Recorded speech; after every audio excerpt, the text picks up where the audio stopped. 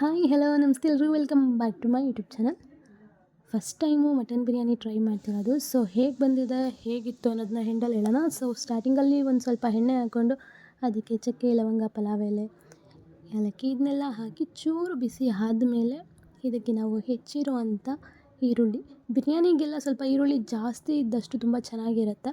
So ನಾನು 2 ದಪ್ಪನೆ ಈರುಳ್ಳಿನ ತಗೊಂಡು ಹೆಚ್ಚಿದ್ದೀನಿ, ಅದನ್ನು ಎಣ್ಣೆಲಿ ಹಾಕ್ತಿದ್ದೀನಿ. ಹಾಗೆ ಯಾವಾಗಲೂ ಈರುಳ್ಳಿ ಬ್ರೌನ್ ಕಲರ್ ಬಂದರೆ ಟೇಸ್ಟು ತುಂಬ ಚೆನ್ನಾಗಿರತ್ತಂತ. So this is the first time ನಾನು ಆ ಥರ ಬ್ರೌನ್ ಬರೋವರೆಗೂ ಕ್ಲೀನಾಗಿ ಫ್ರೈ ಮಾಡಿದ್ದೀನಿ. ಮೋರ್ ದ್ಯಾನ್ 10 ಮಿನಿಟ್ಸ್ ಅದು ತೊಗೊಳುತ್ತೆ. ಸೊ ಸ್ವಲ್ಪ ಮೀಡಿಯಮ್ ಊರಿನಲ್ಲೇ ಇಟ್ಟು ಚೆನ್ನಾಗಿ ಫ್ರೈ ಮಾಡಬೇಕು. ಫ್ರೈ ಮಾಡೋ ಆದಮೇಲೆ ಮಿಕ್ಕಿದ ಪ್ರೊಸೀಜರ್ನ ನಾವು ಮಾಡೋಣ. ಸೊ ಇದು ಆಲ್ಮೋಸ್ಟ್ ಬ್ರೌನ್ ಕಲರ್ ಬಂದಿದೆ. ಇದಕ್ಕಿಂತ ಒಂಚೂರು ಜಾಸ್ತಿ ಬಂದರೂ ಚೆನ್ನಾಗಿರುತ್ತೆ. ಇದಕ್ಕೆ ನಾನು ಆಲ್ಮೋಸ್ಟ್ ಅರ್ಧ kg ಚೆನ್ನಾಗಿರೋ ಮಟನ್, ಅಂದರೆ ಬಿರಿಯಾನಿಗೆ ಅಂತಲೇ ಪೀಸ್ ಹೊಡೆಸ್ಕೊತ ತಂದು ಮಾಡೋದು ಬೆಟರು. ಇಲ್ಲಾಂದರೆ ತುಂಬ ದೊಡ್ಡ ಸೈಜ್ ಇದ್ದರೂ ಚೆನ್ನಾಗಿರಲ್ಲ, ತುಂಬ ಚಿಕ್ಕ ಸೈಜ್ ಇದ್ದರೂ ಚೆನ್ನಾಗಿರಲ್ಲ. ಮೀಡಿಯಮ್ ಸೈಜಲ್ಲಿ ಪೀಸ್ನ ಕಟ್ ಮಾಡಿ ಅದನ್ನು ಈರುಳ್ಳಿ ಒಳಗೆ ಹಾಕಿದ್ದೀನಿ. ಹಾಗೆ ಶುಂಠಿ ಬೆಳ್ಳುಳ್ಳಿ ಪೇಸ್ಟ್ನ 1 ಸ್ಪೂನಷ್ಟು ಹಾಕಿದ್ದೀನಿ. ಕೆಲವೊಬ್ಬರು ಶುಂಠಿನ ಸಪ್ರೇಟ್ ಜಜ್ಜಿ ಬೆಳ್ಳುಳ್ಳಿನ ಸಪ್ರೇಟ್ ಜಜ್ಜಿ ಕೂಡ ಯೂಸ್ ಮಾಡ್ತಾರೆ, ಆ ಥರನೂ ಮಾಡ್ಬೋದು. ಇಲ್ಲಾಂದರೆ ಶುಂಠಿ ಬೆಳ್ಳುಳ್ಳಿನ ಎರಡೂ ಮಿಕ್ಸ್ ಮಾಡ್ಬೋದು. ಇದಕ್ಕೆ ಸ್ವಲ್ಪ ಅರಿಶಿಣದ ಪುಡಿ, ಮನೆಯಲ್ಲೇ ಮಾಡಿರ್ತಕ್ಕಂಥ ಅರಿಶಿಣ. ಇದಕ್ಕೆ ರುಚಿಗೆ ತಕ್ಕಷ್ಟು ಉಪ್ಪು, ಅಂದರೆ ರೈಸ್ಗೆ ನಾವು ಉಪ್ಪೇನು ಹಾಕಲ್ಲ ಸಪ್ರೇಟಾಗಿ ಇವಾಗ. ಸೊ ಆದ್ದರಿಂದ ಮಟನ್ ಬೇಯೋವಾಗಲೇ ಸ್ವಲ್ಪ ಉಪ್ಪು ಹಾಕಿದ್ದೀನಿ. ಹಾಕಿ ಒಂದು 5 ನಿಮಿಷ ಆದಮೇಲೆ ಅದಕ್ಕೆ ಒಂದು ದೊಡ್ಡನೇ ಸೈಜ್ ಇರೋ ಒಂದು ಟೊಮೊಟೊನ ಹೆಚ್ಚಿಟ್ಕೊಂಡಿರೋದನ್ನು ಕೂಡ ಇದರೊಳಗಡೆ ಹಾಕ್ತಿದ್ದೀನಿ. ಇವಾಗ ಕಂಪ್ಲೀಟಾಗಿ ಮಿಕ್ಸ್ ಮಾಡಿ ಅದನ್ನು ಸ್ವಲ್ಪ ಬೇಯಿಸ್ಕೊಬೇಕು. ಯಾಕಂದರೆ ಈ ಟೊಮೊಟೊನಲ್ಲಿರ್ತಕ್ಕಂಥ ನೀರಿನ ಅಂಶನೂ ಕೂಡ ಬಿಡುತ್ತೆ. ಸೊ ಇವಾಗಲೇ ನೀರು ಆ್ಯಡ್ ಮಾಡೋಲ್ಲ. ಹಾಗೆ ಒಂದು 4 ರಿಂದ 5 ಹಸಿಮೆಣ್ಸಿನ್ಕಾಯಿನ ಜಜ್ಜಿ ಹಾಕ್ಕೊಂಡಿದ್ದೀನಿ. ಸೊ ಇವಾಗ ನಾನು ಒಂದು ದೊಡ್ಡನೇ ಲೋಟದಷ್ಟು ನೀರನ್ನು ಈ ಮಟನ್ಗೆ ಆ್ಯಡ್ ಮಾಡ್ತಾಯಿದ್ದೀನಿ. ಯಾಕಂದರೆ ಇವಾಗ ಚೆನ್ನಾಗಿ ಮಟನ್ ಬೇಯಬೇಕು.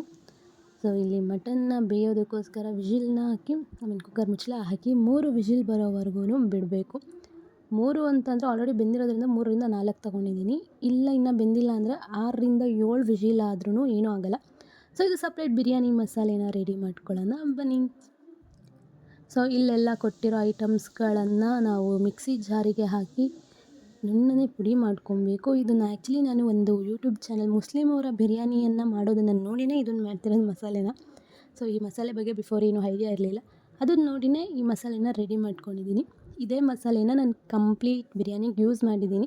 ಸ್ವಲ್ಪ ಜಾಸ್ತಿ ಬೇಕಾದ್ರೂ ಮಾಡಿಟ್ಕೊಂಡು ನೆಕ್ಸ್ಟ್ ಟೈಮ್ ಏನಾದರೂ ನಾನ್ ವೆಜ್ ಮಾಡಬೇಕಾದ್ರೆ ಯೂಸ್ ಮಾಡ್ಬೋದು, ತುಂಬ ಚೆನ್ನಾಗಿರುತ್ತೆ. ಸೊ ಇಲ್ಲಿ ಸ್ವಲ್ಪ ಮೊಸರನ್ನ ತೊಗೊಂಡಿದ್ದೀನಿ, ಗಟ್ಟಿ ಮೊಸರು. ಅದಕ್ಕೆ ನಾವು ಹೆಚ್ಕೊಂಡಿರೋ ಕೊತ್ತಂಬರಿ ಸೊಪ್ಪು ಹಾಗೆ ಪುದೀನ ಸೊಪ್ಪನ್ನು ಚೆನ್ನಾಗಿ ಸಣ್ಣದಾಗಿ ಹಚ್ಚಿಟ್ಕೊಬೇಕು ತೊಳೆದು. ಅದಕ್ಕೆ ನಾವು ಆಲ್ರೆಡಿ ಪೌಡ್ರ್ ಮಾಡಿರೋವಂಥ ಬಿರಿಯಾನಿ ಮಸಾಲೆ ಎಷ್ಟು ಅಂದರೆ ನಾನು ಇದಕ್ಕೆ ಎಷ್ಟು ಬೇಕು ಅಷ್ಟೇ ಮಾಡಿದ್ರಿಂದ ಅಷ್ಟೂ ಹಾಕ್ಕೊಂಡಿದ್ದೀನಿ.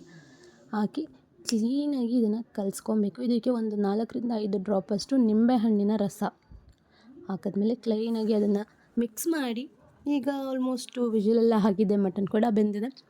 ಇದಕ್ಕೆ ನಾವು ಆಲ್ರೆಡಿ ಮಾಡಿ ಇಟ್ಕೊಂಡಿರೋ ಅಂತಹ ಮಸಾಲೆಯನ್ನು, ಏನು ಮಸಾಲೆ ಬಿರಿಯಾನಿಗೆ ರೆಡಿ ಮಾಡಿದ್ದೀನಿ ಅದನ್ನು ಇದರೊಳಗಡೆ ಆ್ಯಡ್ ಮಾಡ್ತಿದ್ದೀನಿ.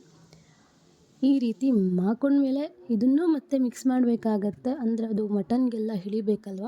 ಆದ್ದರಿಂದ ಯೂಶ್ವಲಿ ಇವ್ರು ಇನ್ನೂ ತುಂಬ ಜಾಸ್ತಿ ಪ್ರೊಸೀಜರ್ ತೋರಿಸೋರು, ಸಪ್ರೇಟ್ ರೈಸ್ನೆಲ್ಲ ಇದು ಮಾಡಿಕೊಂಡು. ಬಟ್ ನಮಗೆ ಅಷ್ಟು ಆ ಥರ ಏನು ಬೇಡ, ಅವಶ್ಯಕತೆ ಇಲ್ಲ ಅಂತ ನಾನು ಡೈರೆಕ್ಟಾಗಿ ರೈಸ್ನ ತೊಳೆದು ಒಂದು ಮಟನ್ ಒಳಗಡೆ ಹಾಕಿದ್ದೀನಿ. ಹಾಕಿ 3 ವಿಜಿಲ್ ಆದರೆ ಮುಗೀತು ಬಿರಿಯಾನಿ ಕತೆ ಅಂತಲೇ ಅರ್ಥ. ಸೊ ಇದಕ್ಕೆ ನಾವು ಎಷ್ಟು ನೀರು ಬೇಕೋ ಅಷ್ಟನ್ನು ಆ್ಯಡ್ ಮಾಡಿ ಅಕ್ಕಿನ ಕ್ಲೀನಾಗಿ ತೊಳೆದು ಹಾಕಿದ್ದೀನಿ. ಹಾಕಿ ಮತ್ತೆ ಮುಚ್ಚಳ ಹಾಕಿ 3 ವಿಜಿಲ್ ಆಗಿದ ತಕ್ಷಣ ಬಿರಿಯಾನಿ ರೆಡಿ ಆಗುತ್ತೆ. ಇನ್ನೂ ಬೇಕಂದರೆ ಇದಕ್ಕೆ ಕೇಸರಿನೂ ಆ್ಯಡ್ ಮಾಡ್ಬೋದು, ಗಸಗಸೆ ಕೂಡ ಆ್ಯಡ್ ಮಾಡ್ಬೋದು ಮಸಾಲೆ ಒಳಗಡೆ. ಬೇಡ ಅಂದರೆ ಇಷ್ಟೇ ಮಾಡ್ಬೋದು. ತುಂಬಾ ಚೆನ್ನಾಗಿ ಬಂದಿದೆ. ಆಲ್ಮೋಸ್ಟ್ ಇದು 70 to 80% ಮುಸ್ಲಿಮ್ ಟೈಪ್ ಬಿರಿಯಾನಿನೇ. ಇನ್ನು 30% ಮಾತ್ರ ಅವ್ರದ್ದು ಆ್ಯಡ್ ಮಾಡಿಲ್ಲ, ನಾನು ಸಪ್ರೇಟ್ ರೈಸ್ ಎಲ್ಲ ಮಾಡಿ ಡೈರೆಕ್ಟ್ ರೈಸ್ ಹಾಕಿ ಮಾಡಿದ್ದೀವಿ. ನೀವು ಒಂದ್ಸಲ ಟ್ರೈ ಮಾಡಿ. Bye thanks for watching my video.